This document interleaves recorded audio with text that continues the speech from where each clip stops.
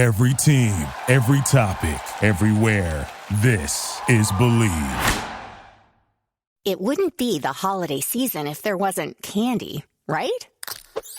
Celebrate the holiday season with the Holiday Crush. They've sprinkled candy with a holiday theme and fun-packed challenges every week for 5 whole weeks, finishing on January 4th. The more challenges you complete, the better your chances of unwrapping delicious rewards. So, are you ready to crush the holidays? Play the Holiday Crush now. Download it from the App Store, Google Play, or Windows Store for free. Terms and conditions apply. How are you today? Yeah, I think still doing very well.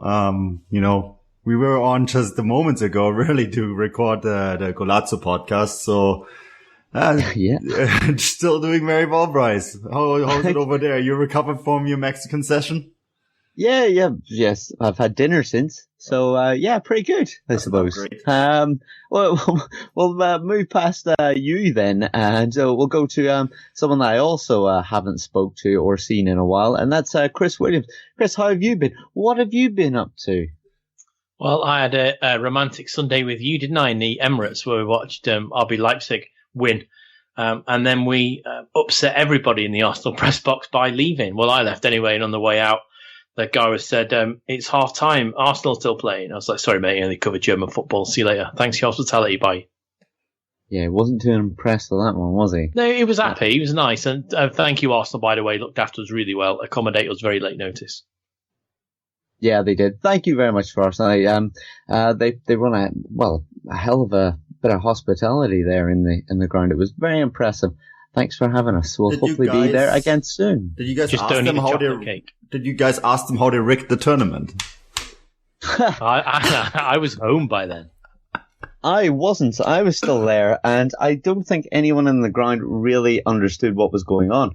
So after the stadium started to leave, and basically there's 4 teams in a group, and they all play 2 games. So they don't even play everyone. And yeah, Sevilla beat them on the final day, the final game. And yeah, half the stadium left. And then while they were leaving, they went, we're going to go to the table to see who's won and what's happened with the table. And they've counted all the goals as points as well. And Arsenal were level on points with Sevilla on 9 points. And they went, and we're going to go to goals scored. And Arsenal have won, even though they had won 1 game and Sevilla had won 2. So miraculously, they won and all the fans turned around and came back to watch them lift the trophy. Unbelievable. Convenient. Yeah, very convenient. Incredible. But it was a great experience. It was a lot of fun. We did a lot of tweeting from there. We got a few video clips. From obviously not of the games, but of interviews, and got to speak to a few people ourselves, didn't we, Chris? It was a very productive weekend for Football Grad. Yeah, but one of us also did a minute-by-minute report. Yes, it wasn't me, so I enjoyed the whole experience, to be honest. The game wasn't the best, really, was it, Chris, for your minute-to-minute? No, I went to 4 minute, so it was 4 minute-by-minute report. Yeah, that was definitely the best option, I think, to be honest. But anyway, we'll speak a little bit about the Emirates Cup all in good time. I've got to introduce our 4th member of the podcast today, someone that if you are into Bundesliga too, and especially if you're on Twitter, you'll know him very well, I'm sure, and that's Jonny Walsh. Jonny, thank you for coming on the show. How have you been this week? I'm sure you've enjoyed the football returning. Yes, Bryce, I'm good, thanks. It's been great to have the football back. I've been lost without it for the last couple of weeks and months, so it's all built up to Bochum against St. Pauli, and of course Bochum welcomed me back to the new football season with a loss. It would have been weird otherwise, so I'm good, and I hope you're all well too. Yes, most certainly. We've got plenty to discuss today, but I'm going to ask firstly, Jonny, a question that I'm sure a few of us in the land of Twitter have. How did you even get into Bundesliga too? I mean, you're very passionate about it, which is great, because we've always said on the podcast that it's a fantastic league. It's very competitive. We've even mentioned that really in Germany, the 2 leagues are very closely matched a lot of the time. There's a lot of quality there. And yeah, a league that we always mention and think that it should be covered with a little bit more interest in the UK and the rest of Europe. But yeah, how did you get into it? I'm glad you agree with the coverage part. I'm sure if you follow me, you know that's all I do is moan about how little coverage we get. But yeah, I sure as hell wasn't going to disagree. I'll tell you that much. Definitely. But yeah, I was in Germany to watch actually Dortmund against Braunschweig, and I had the Friday night free, so it was either Köln gegen Sandhausen or Bochum against St. Pauli. Funny enough, so yeah, that was my first game in Germany, and I'd been back to Dortmund and went to Leverkusen since, but there was just something about Zweite Bundesliga and Bochum especially that just kept me interested, and from there it's just developing, and yeah, I've settled on Bochum now, and that's it, stuck with the Zweite Liga bug as well. Oh, fantastic, yeah. Very well done. We're going to get into Bundesliga 2, and we're going to talk about the different fixtures over the weekend, the weekend's action, all in good time, Johnny. But we're going to bring you into all the conversation that we have today. We're going to start off with a bit of news that's coming out of Bayern Munich. They've appointed a new sporting director, Manu. What have you got to say about this? It's a man that Bayern fans will know all too well. Yeah, Hasan Salihamidzic.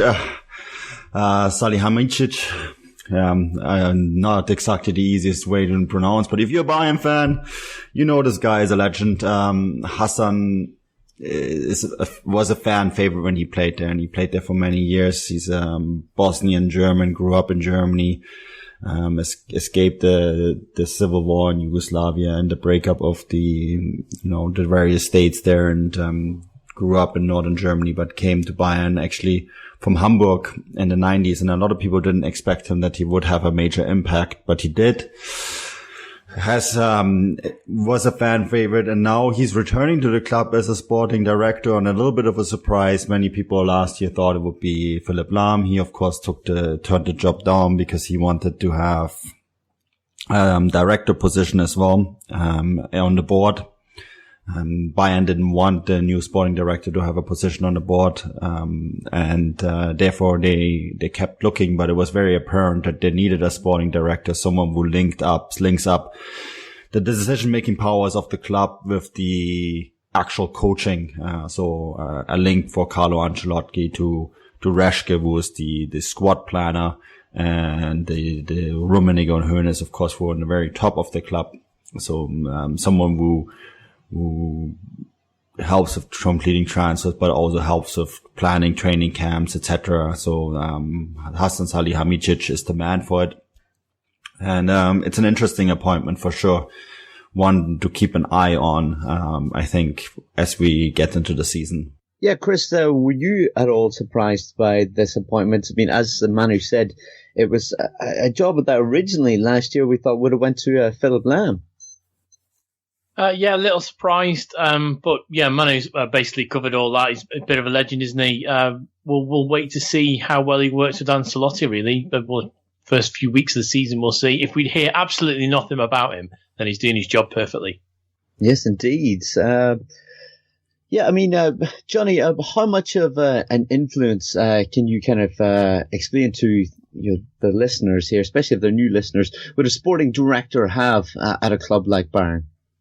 Yeah, well, I think it's a difficult one for someone at a club the size of Bayern because, as Manu said, you've got the big personalities like Uli Hoeneß and Karl-Heinz Rummenigge at the top of the club, and then you're trying to relay that information to Carlo Ancelotti and vice versa. It's not going to be an easy job, and I think what Chris said about if we don't hear much about him in the first few weeks, then I think he will have done a good job, but certainly not an easy task. I think it was Uli Hoeneß actually said if they want to look away from those €100 million transfers towards more of a youth policy, and I think that's an interesting statement to come out, especially with a bit of the transfer window left and Bayern having been linked to Alexis Sanchez as well. I think we all know that was maybe a bit of a strange one from a Bayern perspective, but yeah, it obviously looks like they're going to be trying to bring forward that youth academy this season.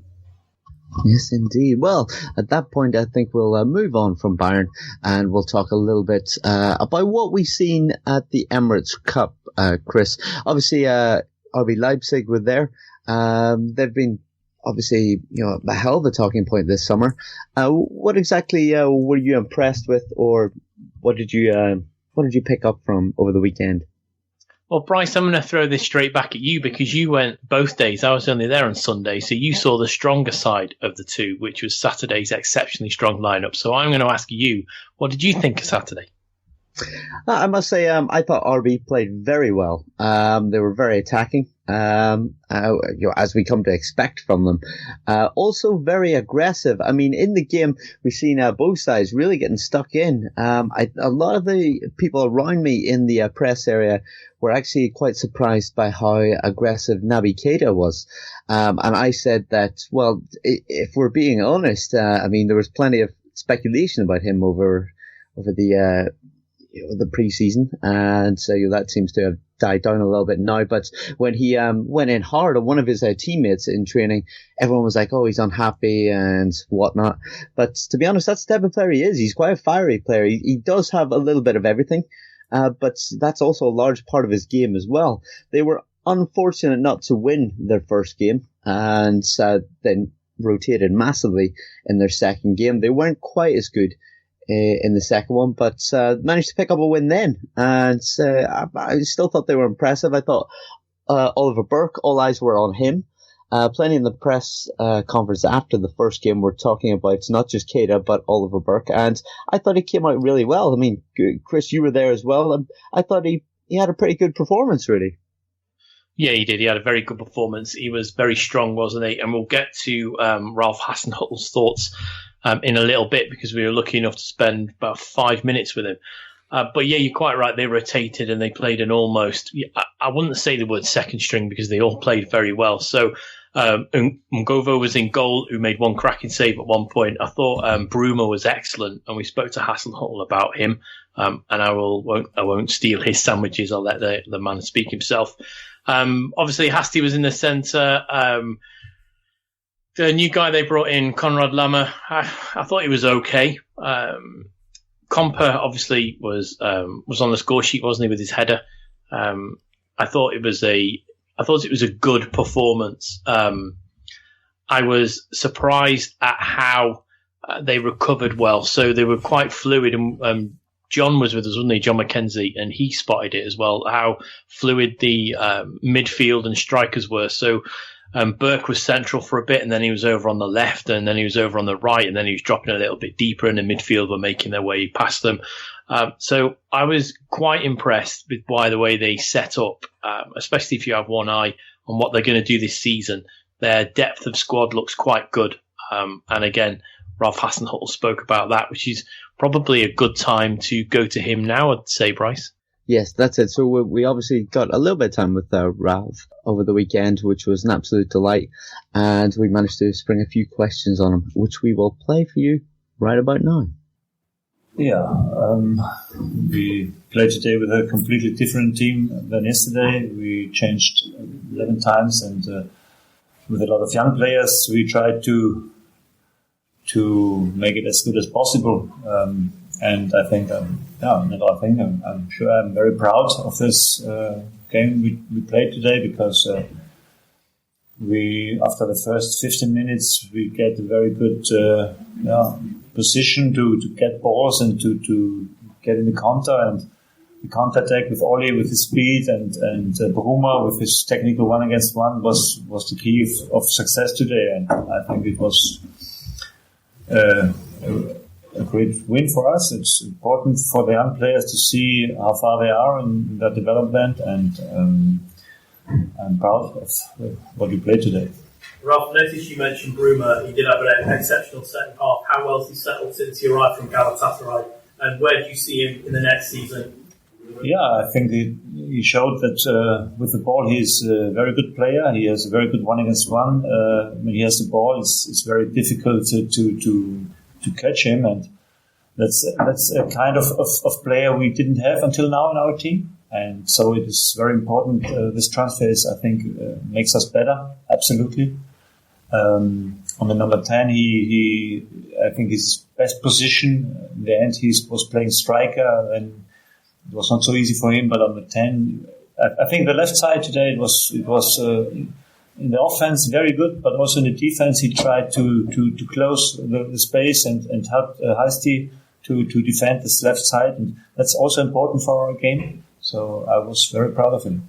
Oliver Burke, there was reports that he was a little homesick last season over in Leipzig. Has he been happy to come back to the UK for this particular tournament? I think so.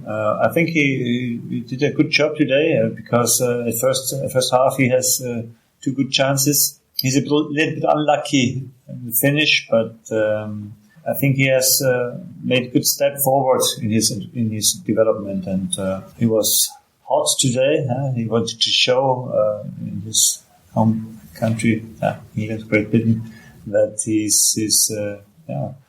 he tries to get back in the team that is starting. He's on a good way, I think. It's a shame that he didn't score today. He has 2 chances, but I was not. It was okay what he did. His face okay. Yeah, it's no problem. He's a very strong man and he can make this. Last year, your philosophy, watching your team was fantastic. You're very attacking in the Bundesliga. It was a joy to watch. Obviously, it's the Champions League this year, coming up against Europe's finest. Would you still have the philosophy to attack these large sides, or what things be different? Yeah, we try. We will try. Hopefully, we can surprise one of the teams. It's our kind of football. It's our philosophy, and I think this automatism we have in this game, we should keep on top. And then when we make it good, then I think we have the chance to beat every team. Mainly at home, where we are very strong because of our high speed we play. But it will be for us a new situation to play 3 times a week. I don't know how we can stand it physically, but I hope that. And I see now that we have a little more alternatives on the bench, so we can change more and we can get the freshest player on the pitch, and then I hope we can be as successful as last time. Yeah, so that was the main man himself. Chris, he obviously spoke that, Oliver Burke, he says that is improving. And he was impressed with Bruma, as well as that he thinks that they can beat anyone on their day, especially when it comes to the Champions League, and he doesn't want to change their philosophy in attacking everyone. It's all what we kind of expected to hear from him. But yeah, it seems like Bruma's going to have a big part to play this season. Yeah, it looks that way. He was very impressed with him, wasn't he? He said that he's a sort of transfer they didn't have last season, and he was impressed not with him just going forward, but with also with his defensive capabilities. He said that that was something they lacked last season. And if you think back to the game we went to, which obviously ended 5-4 when they were 4-2 up at one point. So that is something they will look to, because they're going to be coming up against the sort of quality that they faced in Bayern weekly in the Champions League. Because let's not forget, they're going to be in pot 4, so they're going to be in a group of death no matter what group they're in. So I was quite impressed by the way he said that he thinks they'll spring some surprises this coming season, which they may do. But it's all going to depend on who they get in the Champions League group, really. But league-wise, they've definitely strengthened with who they've brought in. So be interested to see if they can do anything domestically, maybe get a little bit further in the Pokal this season, maybe even pick it up at the end of the season. And Jonny, you obviously would have seen plenty of RB Leipzig as well, but probably more so in their the year that they managed to get promoted just 2 years back. But how have you been impressed with their progression? Have you been surprised by it? And what's your overall impression? They kind of love him or hate him, RB Leipzig. Yeah, I think everyone knows where I stand on that question. But on the pitch, it's really exciting to see so many young players and so many exciting and talented players put together and gel so quickly. There's obviously the core of German players there, and Dominic Kaiser has been there almost the whole way through. And he'll obviously play a limited role with the new signings and whatever, but I think he's still an excellent guy to have around the club to bring these players in and show them around and show them, what it means to be RB Leipzig as such. And you guys were talking about depth there. I think their new transfers have done exactly that. They've brought in the players they need. Bruma is a really exciting addition. I didn't see any of the games, unfortunately, but the way Hasenhüttl was talking. I think it's, really, really positive signs there. I think they've progressed well. I wasn't that surprised that they did well when they came up to Bundesliga. I think it was almost a case of, yes, this is what we expected to see from them. Obviously, people will go back to the game in the snow at Freiburg and say that's where they didn't win the league and that's where things turned. But I think they raised the level to what they should have been inside the Bundesliga. I think anyone who seen their squad then knew that they should have rolled the league over no problem at all. They didn't. Now, harder competition, more teams of their class, so to speak, and they showed that they can mix it with the very best, and I think it's only going to get better for them. Yeah, I think so. I can imagine them having a very very successful season indeed, and I think they're going to surprise some teams in the Champions League. But while RB Leipzig, Bayern, and Dortmund have obviously been striking a lot of headlines, as they always do, other sides in the Bundesliga have been busy as well, and we feel that it's only fair if we kind of look into them a little bit as well. Manu, let's go to Borussia Mönchengladbach. They've obviously made quite a few signings this summer. They finished the second half of last season very strongly. How do you feel that they're going to get on this year?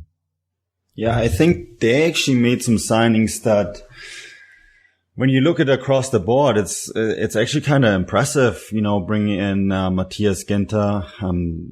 I did write an article on that transfer in particular on Fußballstadt.com. I think that's a very good signing for them. I thought that Matthias Ginter had a very good tournament at the Confederations Cup. I think he is a defender that is going to do quite well, replacing Christensen, of course, who was headed to Chelsea after his loan spell was over. So that's a very good signing already. Dennis Zakaria, I heard only very good things about him. Young Swiss midfielder. The Switzerland is slowly but surely becoming a feeder league for Germany. And there's very obvious reasons for it. It's a very similar style of play. And of course, the language, if you play in Switzerland, you already know the language, the integration into the system is easier. And I'm really curious, to see him play. He's only 20 years old. He's 1.91 centimeters. So he's a big lad. And a bit of a box-to-box defensive midfielder. He, of course, is sort of supposed to replace Dahoud, although he's a very different player. It will be interesting to see how they're going to set that up. There's a lot of talk about Dieter Hecking going with 3 in the back in the new season. So we'll see how that works out for them. Zakaria will be important for them in that system. Another player who has really turned heads, and he's only 17.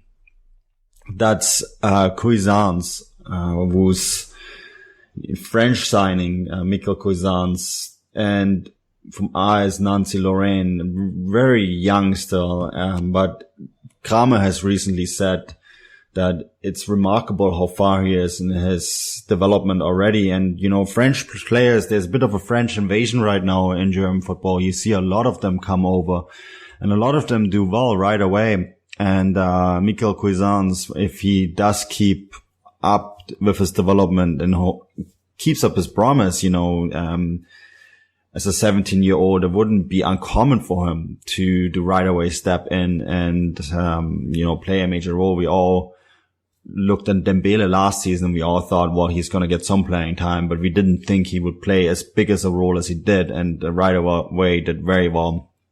And, look out for Michael Cuisance. I think he's doing to do quite well. Another signing, and Chris, you probably know a bit more about him than I do, is Reece Oxford. They brought him in from West Ham United, and another defender, although a very, very talented one. He is. He's very, very talented. Obviously, he's a West Ham player. He spent half the season on loan at Reading, who are a championship side, so equivalent Bundesliga 2 side. Yeah, he is. He can play a little bit higher, so he can play defensive midfield if he has to, which I think is always a bit of an advantage if you're a centre-back, because all of a sudden you become a ball-playing centre-back. And I think a ball-playing centre-back is key in German football, like it is to some extent in Spanish football. I will be interested to see how he fits in, whether he gets a start or whether he's sort of going to be under Ginter's guide for a while. But he's definitely an exciting player, an exciting talent. And we've spoken a lot how young players tend to get a little bit of a better run in the Bundesliga than some other leagues, especially in the English league, the Premier League. And this, you can only see this is why West Ham have allowed him to go on a season-long loan, because he's going to go to a strong league and he's going to get the ability to play a good side, Gladbach are a good side, and also he'll be tested weekly with great attacking play, fast attacking play. So he is certainly a guy that can cope with the quick transition of German football. Don't forget, he's only young, he's 18. So, yeah, and another big guy himself, 191. So, yeah, I'll be really excited to see how he gets on. And Gladbach are building something there. Obviously, they were a little bit off the boil last season, and we were all surprised about that. I sort of get the feeling that they really could be not one to shock us because of the size and the history of the club. I wouldn't be shocked if they, were a lot better. But I think we will be shocked at how good they are this coming season. I can see them knocking on the door of top four. Yeah, another player that I kind of want to point out is Julio Villalba, young striker who they signed actually already in January from Cerro Porteño. Park Wine, and who's now completed his move because, as a non-EU national, you have to be 18 in order to move to Europe.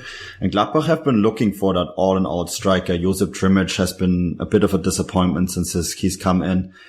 And I'm very curious to see him play. I think Gladbach have a bit of an advantage because they don't play in Europe this year, right? So they can focus. And we have seen Bundesliga teams that have sort of fallen out of the European-based places do very well in a season where they basically can develop and a little bit rebuild. So that's a side I would actually keep a close eye on to. I think that Gladbach, something is happening there. And that's a team to keep an eye on. I mean, one player in particular who we're probably going to see next year in Russia is Lars Stindl, right? Chris, he was one of the standout players at the Confederations Cup, a player that doesn't get enough credits in a lot of ways, but really has shown the world that he can play football. Oh, I've got a lot of time for Lars Stindl. If I was building my own Bundesliga team, I would definitely be on my list of players to sign. I thought he had a fantastic second part of the season. He's got a hat-trick over in Fiorentina, didn't he? Which just showed his capabilities. And I think he's going to be a real key member of Germany's World Cup side next year. And don't forget, they've also got Vincenzo Grifo. I don't know if you mentioned him, Manu. No. But he had a standout season at Freiburg, who were one of the standout teams last season. So I'll be interested to see how Grifo's brought into the Gladbach lineup. And that's why I'm in the same camp as you, Manu. I think they could do big things this coming season. And Grifo was a steal. The market value was 10 million euros, and they got him for 6 because he had an exit clause. So, yeah, I should have mentioned him because that is a real big transfer. Yeah, I don't know how other sides didn't come in and try and steal him as well. I very highly rate him. I think it's a big loss to Freiburg, but what's a loss to them is a massive gain to Gladbach. Jonny, obviously I'm talking about Borussia Mönchengladbach. I mean, they've obviously had a very successful time in the 70s, and I'm going to ask you, how far away do you think they are from having another very successful spell? Obviously, maybe not to win the league, but, to kind of become one of the greater sides in German football. I think it's all there for them, to be honest. I think Dieter Hacking's the right man to take them forward. I know there's a lot of doubt over him at the start, but I think he is a manager who can build something. I think he's brought in the right players. You guys touched on Grifo. I think that's a steal. You said it already. Set pieces wise, he is up there with the best in the world. And Florian Neuhaus as well scored for Fortuna Düsseldorf this evening, the 2-2 against Eintracht Braunschweig. he'll come back from that loan spell next season, and I could really see him breaking through and making a big impact. Almost similarities to the Hood in that sense that he's that sort of player in the middle. Whether or not they can recreate that great side of the 70s, I'm not quite sure, but I do think that they are making the right steps and the right transfers at the moment towards doing that. And with the likes of Lars Bindel and Jan Sommer at the club, I can only see them going forward this season, and I do think they'll be in the Champions League spots come the end of May.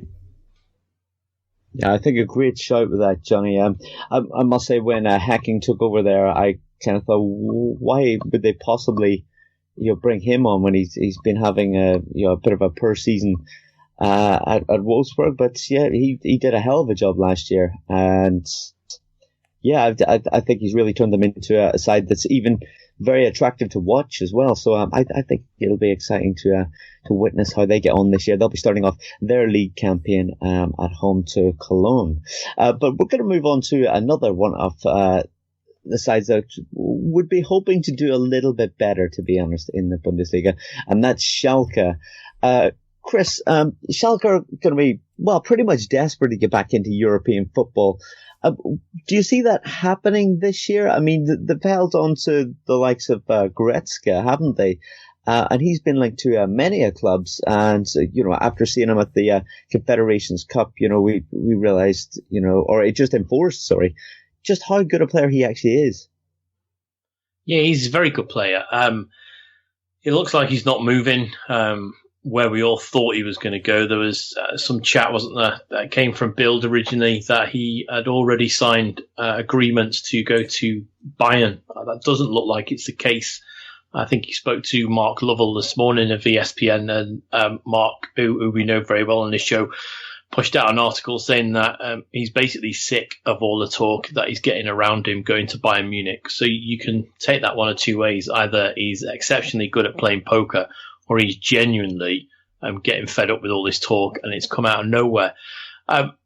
You said that Schalke will be glad to get back to European places. I think, Bryce, for me, they'll be glad not to have a start similar to the start they had last season, which not only were they rooted to the bottom of the table, they picked up injuries left, right and centre, the biggest one being Koke moving from Sevilla, who didn't even play until I think it was mid-April by the time he got into the first team. So don't underestimate what a fantastic right back he is. And they were besieged by injuries at one point. You've seen that almost everyone was getting injured at some point, and out of 2 games here, 3 games here, 4 months here, and they had a really, really poor start. But they sort of pulled it together, and then they pushed on. But you would expect, with the quality that they've got in that squad, that they would be knocking on the door of top 6 this season, most definitely. Yeah, I completely agree. I think they went 5 games. A 5-game losing streak at the start of the season, didn't they, last year? They had an absolute shocking beginning. Manu, do you agree? Do you reckon that they're going to be thereabouts the European spots? Well, we have some doubts of Domenico Tedesco, don't we, Chris? That's yeah. I'm sort of warming a little bit to him now. Yeah. So I might have just shot from the hip and when I came out and said that I don't know why he got that job. So that might be me going out a little half cock. But yeah, I'll reserve. Well, it's probably best if I take a step backwards and say I will reserve my judgment until match day 6. I'd just like to say I was the one that I'm going to take a gamble on that he might do well. Well, you like to gamble, Bryce. I still have some issues with it. I think that he did quite well at Erzgebirge Aue, but it was a very short spell. I mean, Johnny, you probably want to touch on that in a moment as well, but I think that Schalke is such a different beast as a club. And I mean that not necessarily because they're this huge successful club. It's just when it comes to teams that generate news and where fans and the people and the surroundings can really have an influence on the club, they're up there in the world with anyone. And that has always made it a very difficult place to work. I think Christian Heidel found this out the hard way last season, where he went from nice and quiet Mainz to what is a cauldron in Schalke, a very difficult place to work. And he's seeing that now with this Leon Goretzka story. He was in the headlines today saying, well, we actually still talking to Goretzka about a new contract, is this and that. And,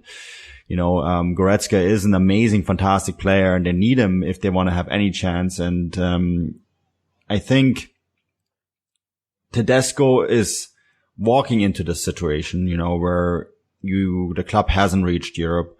There's a big question mark behind who is now their biggest star player because of what happened at the Confederation Cup, Leon Goretzka. Players like Breel Embolo, who are coming back from injury. We still don't know how well he's going to recover from that injury. Then there's a bunch of players in that squad. Donis Avdijai, caused a bunch of steers during training camp. We don't know what's going to happen with Jeven Konoplyanka. Is he going to stay? Is he going to go? It looks like he's for now going to stay, even though he fired Weinziel more or less on Ukrainian television. Don't forget that episode. What is going to happen with Max Meyer? Another big question mark, in my opinion. It's just, there is so many question marks about this side. And to go in as a young coach who's only been with Aue it was not even half a season, it was 3 or 4 months. And yes, he did save that club, mostly because my own team went into self-destruction mode. I think it's a difficult one, to be quite honest. And I think it's a very difficult one to walk into, as a 31-year-old coach. And, I reserve my judgment at this point, but I still have a lot of doubts. Manu, before we go to Jonny, who will be able to share his opinion on it as well, as he would have watched them rather closely in Bundesliga too, do you think Schalke maybe seen the success of Nagelsmann and thought, yeah, we need a young manager as well, let's bring him in? Young coach, sorry. Yeah, but, that there might be something to that, but Hoffenheim is a very different club than Schalke is. Hoffenheim, when they brought in Nagelsmann, they didn't expect that Nagelsmann would even save them. And he did, from relegation. But that expectation wasn't there. Schalke, the expectation is if Tedesco wins the first 3 or 4 games, the expectations in Schalke, and I kid you not, will be that they're going to win the championship. You will have Schalke fans singing about the championship, about when they won the UEFA Cup, they're going to say glory, glory days and all that kind of stuff. And then he will lose 2. And it will go from everything is great to everything is horrible within 1 or 2 games. And that's not the case at Hoffenheim. It's a completely different beast. Well, they obviously start their season off against RB Leipzig. Then they're away to Hanover. So, yeah, it's going to be an interesting start for them. And then Stuttgart, wow. But Jonny, you obviously watch plenty of Bundesliga too, as we know. What's your take on this appointment? I really like Tedesco, to be honest with you. I think he's a great manager, and what Manu said sums it up perfectly. Schalke's a cauldron in the middle of the Ruhr Valley, whereas Aue is their stadium's in the middle of a forest. So, in terms of comparison, I think that actually works quite well. I really like him as a coach. I think he can do really good things with Schalke. We've obviously seen what he can do at Aue. He turned them around completely, and maybe they're looking at it from the perspective of Hoffenheim. Of course, Tedesco came from Hoffenheim to go to Aue. He maybe wasn't expected to save them. He did save them. He went on an incredible run. I think he only lost 1 or 2 games. So you can't really fault him there. And maybe the Schalke are looking at that and saying, if he saved them under no pressure, maybe he can come to us and do the same. But like Manu said, Schalke is a completely different beast to what Aue are.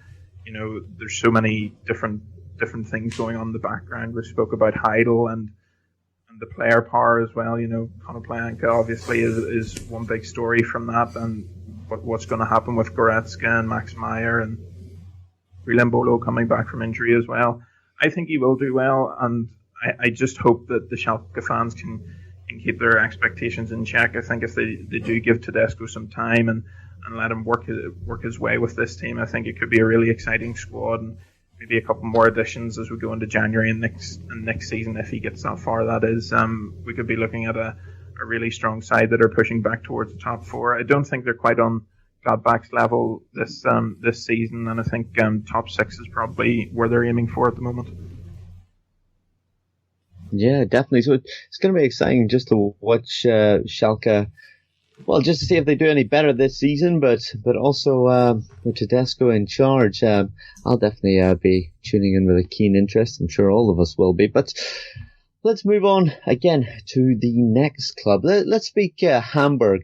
Obviously, Hamburg haven't had a great time of it either. But Manu, they're a big club, and boy, did they rely on Papadopoulos last season when he was on? They seemed to do very well, but unfortunately, his injury seemed to take a big toll on them. And yeah, I mean, if he could stay fit, do you think it's going to be a different season for them?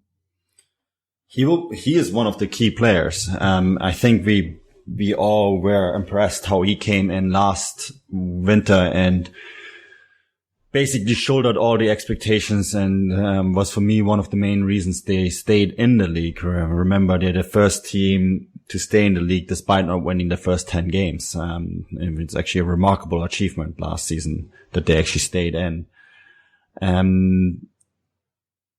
I think that they have done some quite good things over the summer. I think like Schalke, the fans will be the issue. What about expectations are going to be, the big question mark. How are Markus Gisdol and his boys going to handle that? I like that they brought in Julian Pollersbeck as the goalkeeper. I think he was one of the main reasons they did the Germany did as well as they did at the U21 European Championships. Of course, he had a few issues during the preparation, didn't always handle the ball very well. Maybe the expectations are getting to him, but long term, he will be a fantastic goalkeeper for them.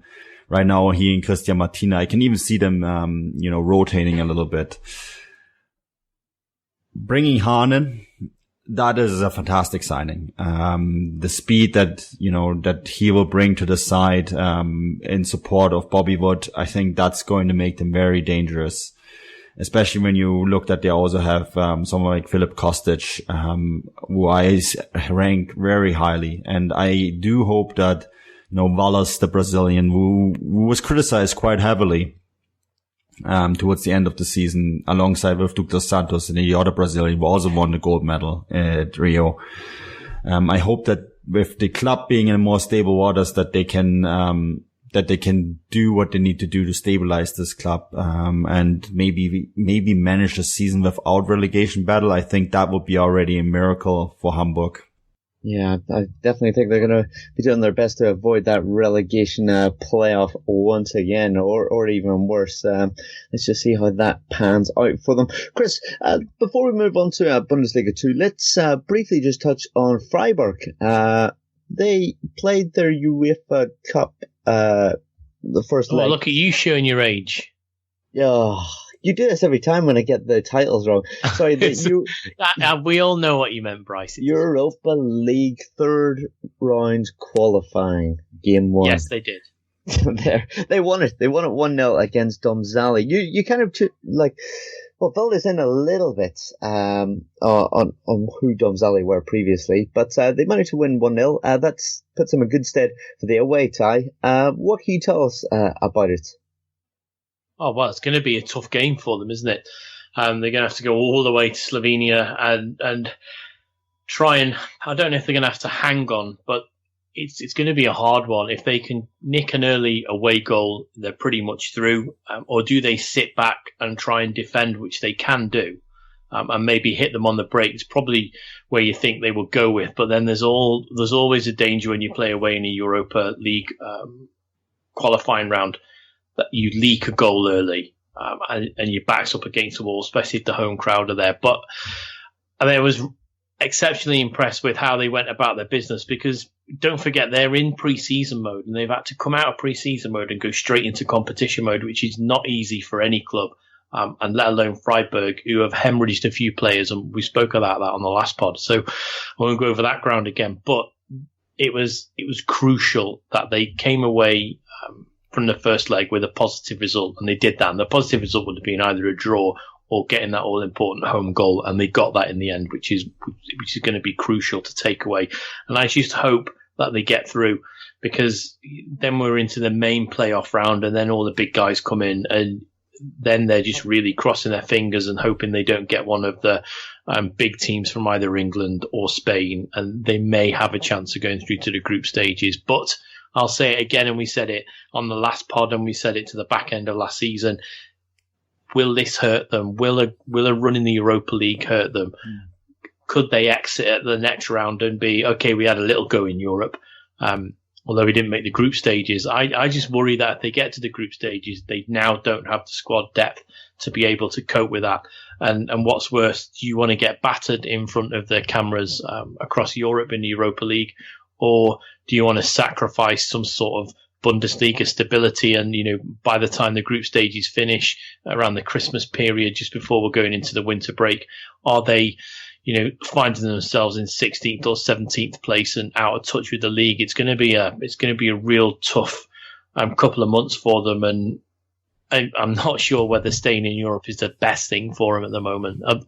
Although it does bring a multitude of opportunity of enhancement for the club, greater notification from the club on a European scale, and they get all that. I would just fear that a Europa League group stage might be really harmful for them. Yeah, we can just hope that Freiburg can manage to balance both, to be honest, because they were a joy to watch last year. Let's hope that the Europa League, got it, Chris.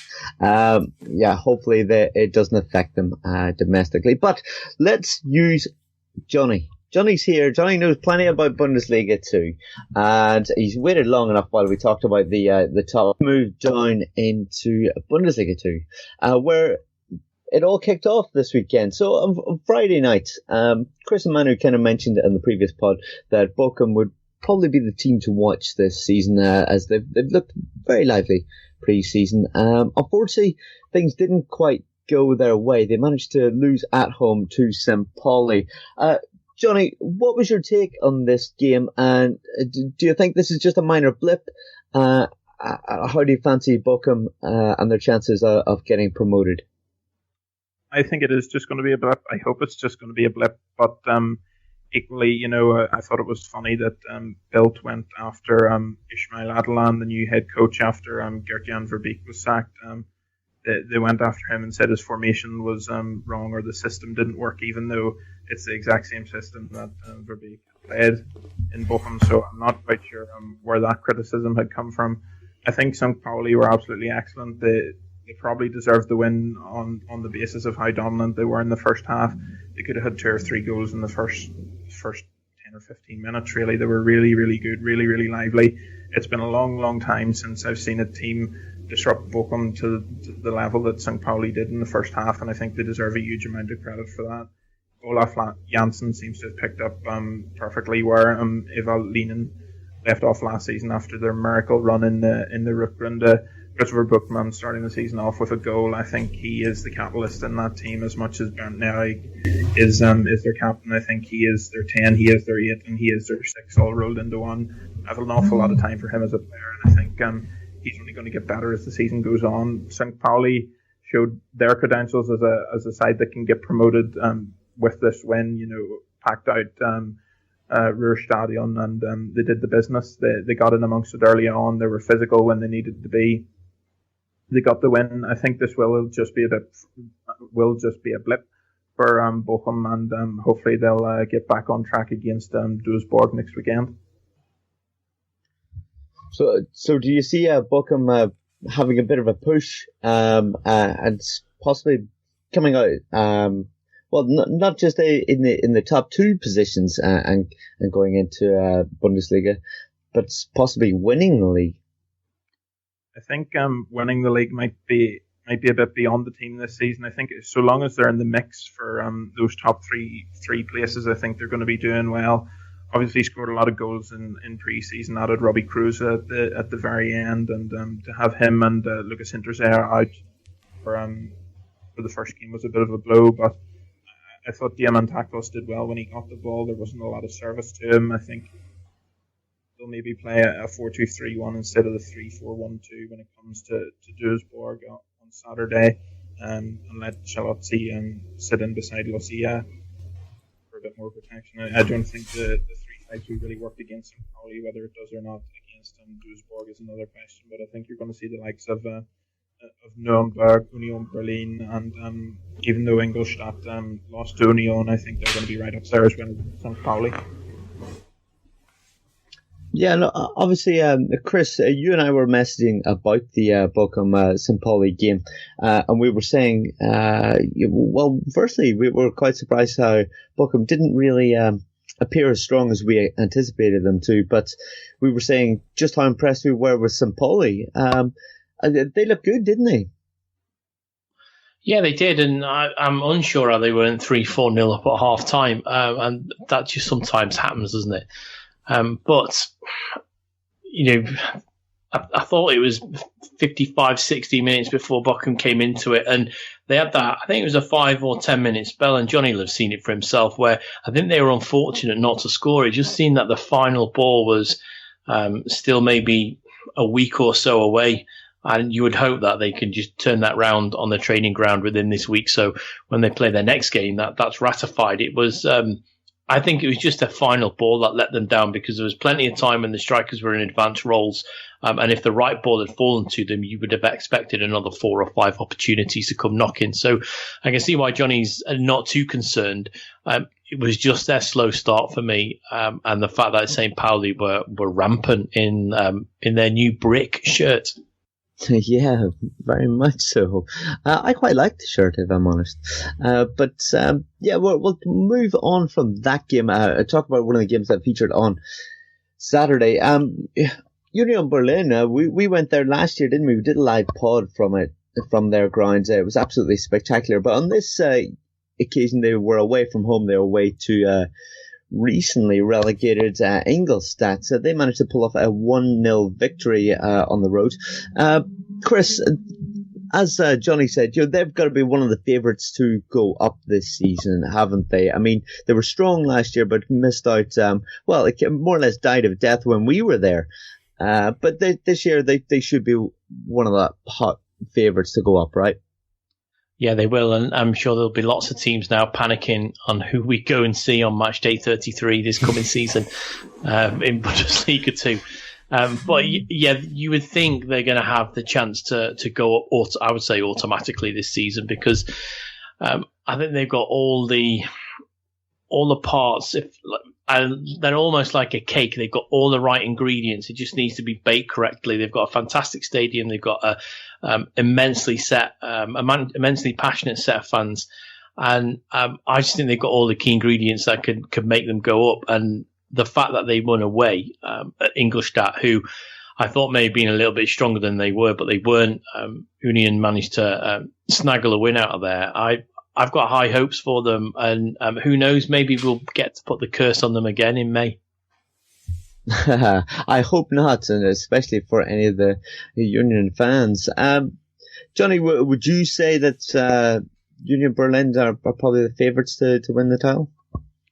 I would say after the performance on Saturday, yes. It was, as Chris has already said, it's a really tough game going away and starting away against my favourites for the league title anyway. I think the win on Saturday has maybe changed that opinion a little bit. It wasn't pretty by any means. It wasn't the greatest game either. It was a bit of a come down actually after the Bochum St. Pauli game. But Christopher Trimmel's goal, I don't think he'll ever hit a ball sweeter in his life. It was one of those half volleys that didn't really rise, but rose enough just to make it look really special. What a goal. Great time to get it as well. They just got a little bit of dominance, and that sort of capped it off when they needed to get something. Had further chances to do so. Ingolstadt were quite unlucky as well.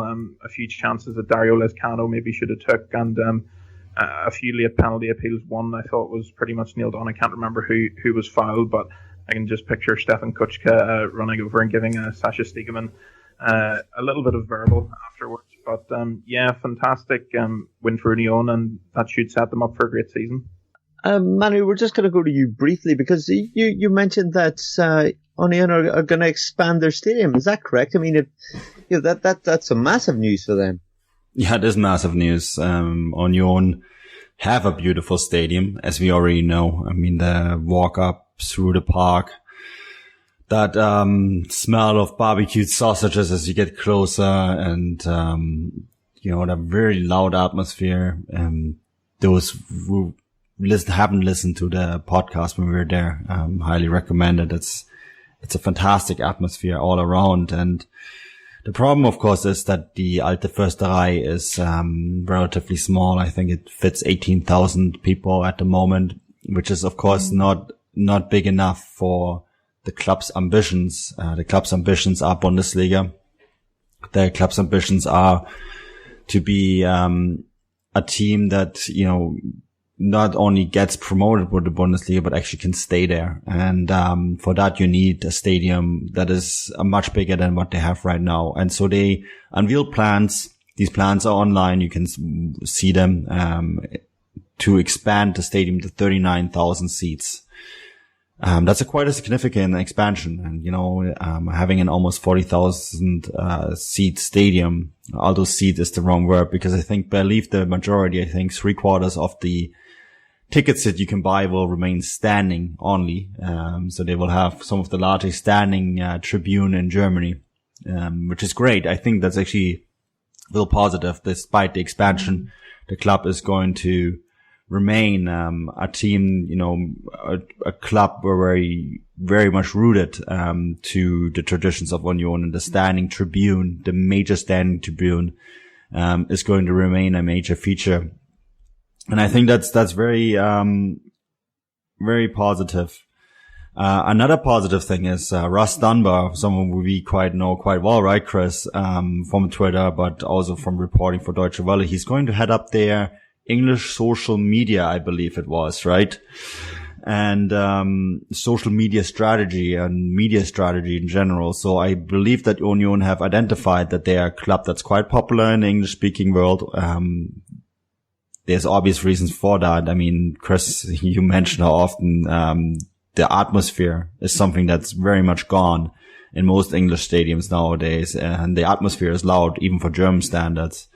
So he's heading that up, and I think that's going to really open up the club. Of course, it's a fine balance. St. Pauli is a club that have to deal with that all the time, that fine balance between being a global brand, because that's what St. Pauli is, but still be rooted in that kind of alternative club, kind of be an alternative club and be a global marketing company at the same time is a very fine line. So Union are going to tackle this, but I believe someone like Ross Dunbar is probably a perfect person to do this. I'm really curious to see how it's going to work out for them, because I know that my own club, 1860, we're trying to go down that route now, since we've returned to our own old stadium, become a bit of an alternative. And I am curious to see how they're going to balance that, but things are going very well for Union. It's right steps into the right development. Well, guys, normally at this point, right at the end of the podcast, I would get you to pick a game each that we would advise people to tune into. I'm only going to ask Jonny for it, and then we're going to wrap things up. Jonny, obviously you're the guru of Bundesliga 2. What game should everyone tune into next week? What would you like to highlight? I think there's quite a few games next week that we could look at and highlight. Kaiserslautern against Darmstadt is local enough to be a derby. Duisburg-Bochum is a kleines Riviera derby. Duisburg against Bochum, not Union. Union against Kiel will be a great game on Friday night. I have no doubt about that. If anyone's seen how they got on Sunday, amazing last-minute goal from Marvin Duksch got them a draw. And of course, St. Pauli Dynamo Dresden will be live on BT Sport. I would say that one for the football purists and those who love a great atmosphere. But I think in pure football terms, Union and Kiel will be one to watch. And definitely tune in and give the league a go. It deserves more coverage. Quite a few people I've spoke to this week have said how impressed they were with the league after watching the Bochum games. So give it a go. Kiel play really direct. Really exciting football with Leverenz and Schindler on the wings and Duksch up front. So there's plenty to enjoy there. And of course, we've talked at length about Union and what's exciting about them. So that would be my game to watch, and I hope it lives up to expectation now. Yeah, well, if you listened last week, you'll know that I picked the Kiel game, and because it was their first one in the league, and I was hoping that they were going to do well, and they got a 95th minute equaliser. Get in. So yeah, good choice, Johnny, I would say. We're going to call it there. Guys, it's been a great pod. We have been absolutely blessed to have Johnny on today. Johnny, where can people find you on Twitter to learn more about what you have to say? I am at Jonathan Walsh _, and thank you all very much for having me. It's been a pleasure being here, and it's been great talking not only Zweite Bundesliga, but everything else German football as well. Thank you very much for coming on. Always great to have another Northern Irishman on here as well. I'm going to be a little bit biased with that one. But thank you all for tuning in. Hopefully you enjoyed this week's podcast. We'll have another one out very soon for you. Auf Wiedersehen.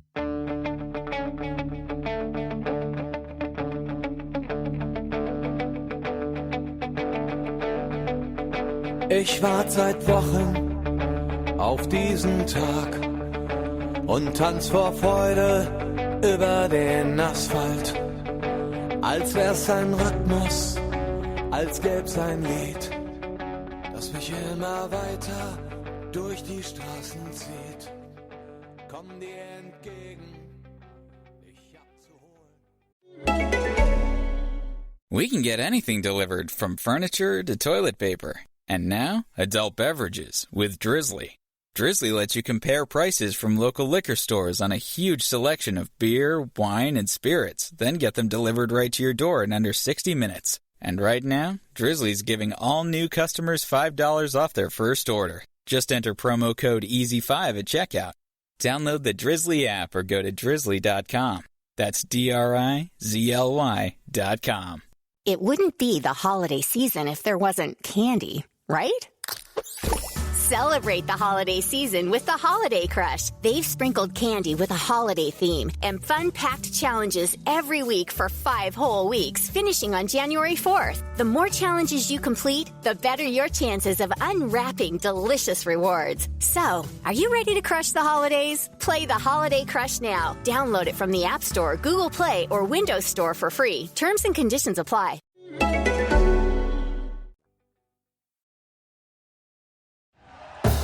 Thank you for listening to Believe. You can show support to your host by subscribing to the show and giving us a 5-star rating on your preferred platform. Check us out at Believe.com and search for BLEAV on YouTube.